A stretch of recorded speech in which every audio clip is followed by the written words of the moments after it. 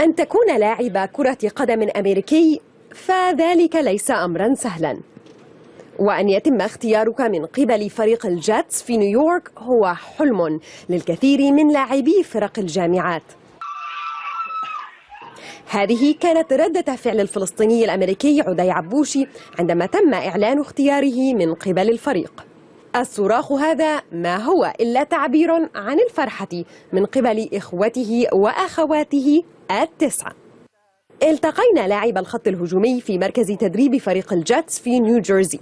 عبوشي هو من أوائل الفلسطينيين الأمريكيين الذين سيلعبون في فريق احترافي لكرة القدم في الولايات المتحدة، وهو يدرك أهمية ذلك.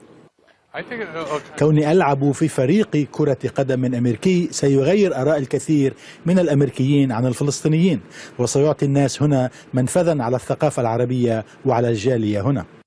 يشارك عبوشي في مؤتمرات فلسطينية أمريكية، وعلى صفحته على تويتر يعيد تغريد مقالات تتحدث عن المشقات التي يعانيها الفلسطينيون، حتى أنه زار فلسطين قبل عدة أعوام وتحدث عن تأثير ذلك عليه.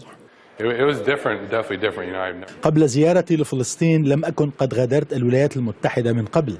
ذهبت إلى هناك ورأيت التشديدات على الفلسطينيين والقوانين والقيود التي يضطرون للعيش تحت وطأتها وهم مظلومون.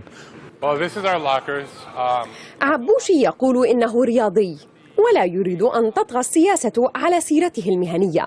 هو لا يعبر عن آراء مثيرة للجدل حول القضية، لكن ذلك لم يمنع بعض المواقع اليمينية الصهيونية من مهاجمته واتهامه بأنه متطرف إسلامي.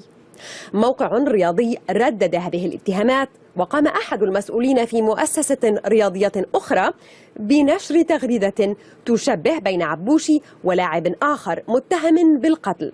تم سحب المقال الرياضي والاعتذار من قبل كاتب التغريدة فيما بعد. التهجم عليه هو لمحاولة إبطال هذا المفعول، لمحاولة إبقاء الصورة السلبية للعرب والمسلمين داخل الولايات المتحدة. أما عبوشي فلم يعلق على الاتهامات، ونشر تغريدة يشكر فيها مؤيديه. منى الشقاق العربية، نيويورك.